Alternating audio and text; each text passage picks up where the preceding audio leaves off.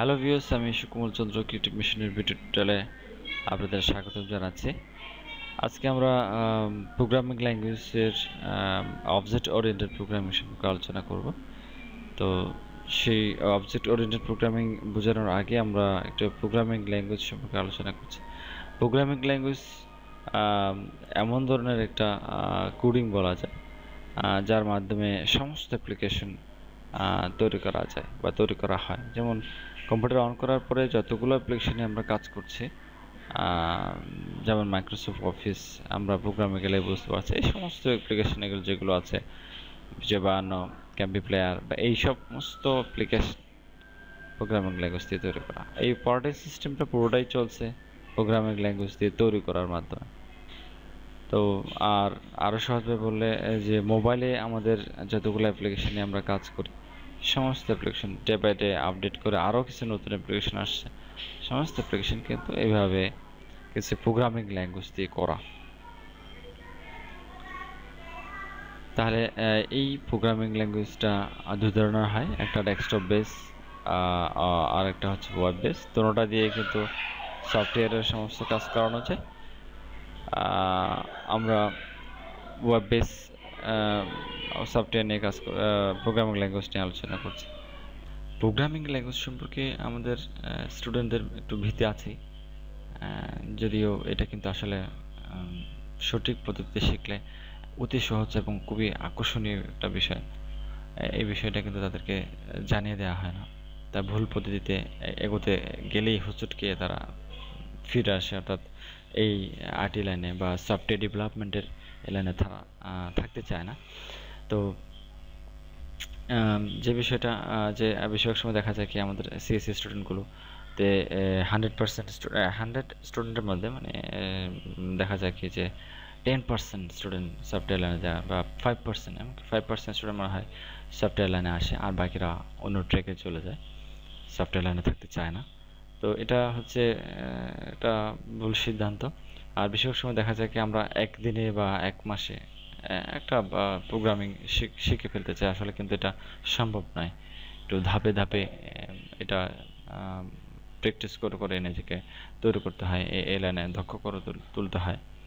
দেখা যায় কি যে আমাদের এরকম একজন কলিগ ছিল, যে উনি ক্লাস 9-10 থেকে কিন্তু প্রোগ্রামিং সম্পর্কে আগ্রহী হয়। ওখানে কিন্তু ভিজুয়াল বেসিক বা সি এই টাইপের ল্যাঙ্গুয়েজগুলো নিয়ে সে লেখাপড়া করছে।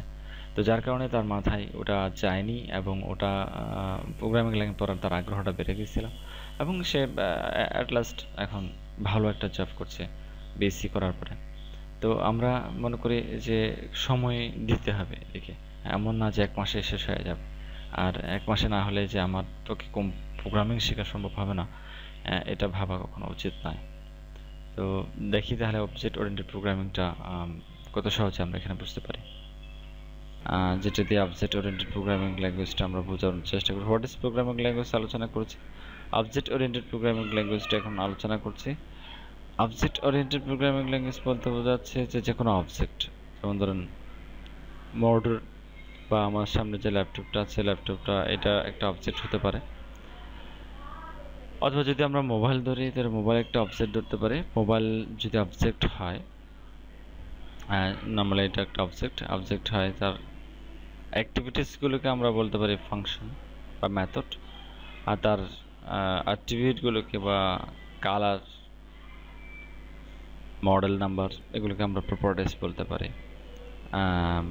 অর্থাৎ আমাদের যাবতীয় যে যে বস্তুগুলো আছে আমাদের রিয়েল লাইফে, সমস্ত বিষয়কে যদি আমরা প্রোগ্রামিংয়ের মাধ্যমে একটা সফটওয়্যার তৈরি করতে চাই, তাহলে আমাদেরকে অবজেক্ট বানিয়ে তো প্রোগ্রামিংটা করতে হবে। যার কারণে এখানে বলা হচ্ছে যে অবজেক্ট ওরিয়েন্টেড প্রোগ্রামিং ল্যাঙ্গুয়েজ। তাহলে আমরা এই এই জিনিসগুলো আলোচনা করছি। অ্যাক্সেস ফাংশন কীভাবে অ্যাক্সেস করতে হয়, এবং ফাংশন এবং মেথড প্রপার্টিস বলা যায়।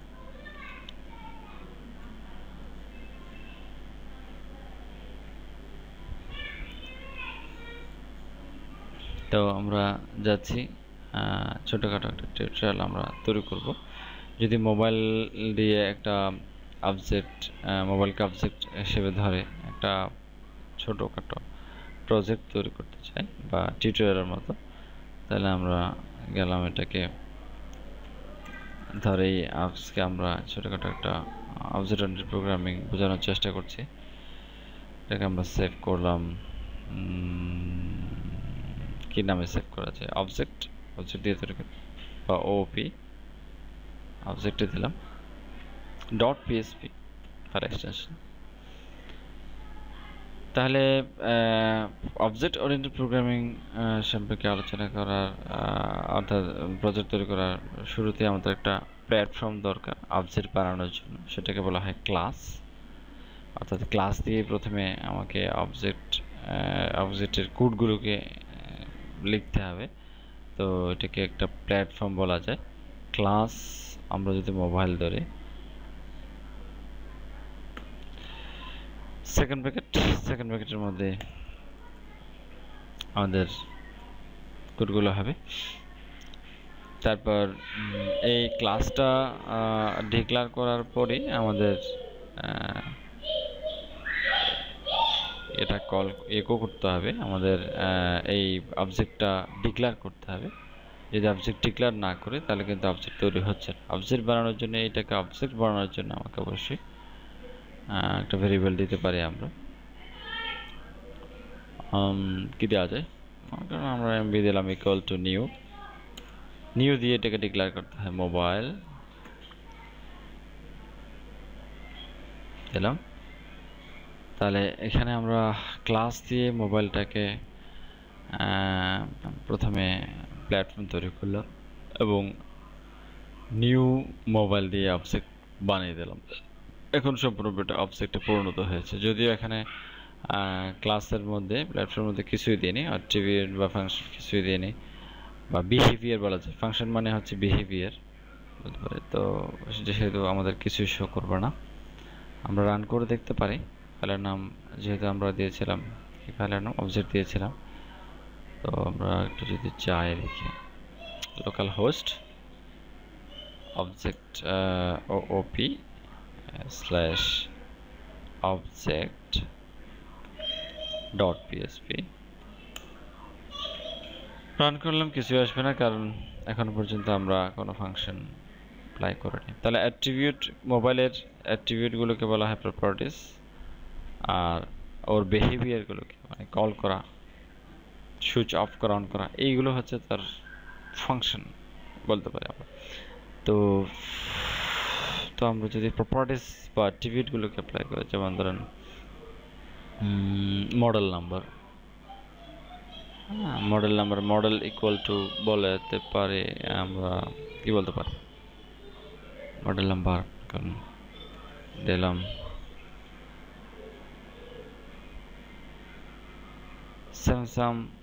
স্যামসাং গ্যালাক্সি S5 দিলাম, S5, আর দিলাম কালার দিলাম রেড। এগুলো হচ্ছে তা মোবাইলের অ্যাট্রিবিউট। আর ফাংশন যেটা আছে সেটাকে আমরা বলতে পারি এটা বিহেভিয়ার, এবং সেটাকে এখানে ফাংশন বলা হয়, মেথড বা ফাংশন বলা হয়।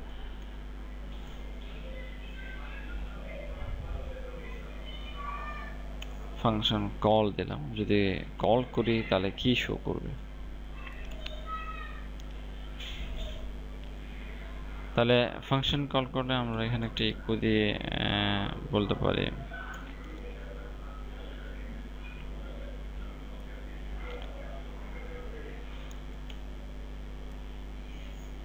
this is this mobile model number is এভাবে স্পেস দিয়ে আমরা কনক্যাটেনেশন দিতে পারি, কারণ ভেরিয়েবলটা এখানে অ্যাক্সেস করতে চাচ্ছি আমি। যদি আমি ভেরিয়েবলটা এখানে অ্যাক্সেস করতে চাই, তো তখন আমাকে $দিস দিয়ে আমাকে অ্যাক্সেস করতে হবে। অ্যাক্সেস করার জন্য এই সিম্বলটা ইউজ করতে পারি আমরা। তো $সাইন মডেলটা যদি আমরা এখানে ইউজ করি, $সাইন মডেল ওই যে অ্যাট্রিবিউট যেটা আছে অন কনফিগারেশন নেম দিয়ে এটাকে আমরা সেপারেট করে দিলাম, যেহেতু স্ট্রিং পাশাপাশি লিখছি। মডেল দিলাম S dash and color of this mobile is, তাহলে আমরা এখানে কনফিগারেশন দিয়ে আবার এটাকে অ্যাক্সেস করি।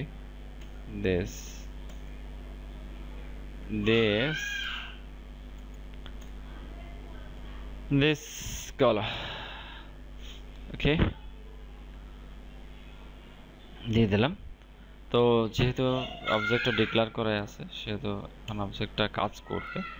তো অবজেক্ট ডিক্লেয়ার করার পরে অবজেক্টে পরিণত হয়ে গেছে এবং যেহেতু এমবি ভেরিয়েবলের মধ্যে এটাকে স্টোর করেছে, তো এমবিতে ভেরিয়েবলে গিয়ে আমরা এটাকে অ্যাক্সেস করি, যে ফাংশনটাকে আমরা অ্যাক্সেস করব। কল এটা ভুল হয়ে গেছে আমাদের ফাংশনে, অবশ্যই আমাদের এরকম ফার্স্ট ব্র্যাকেট থাকবে স্টার্ট এন্ড এন্ড।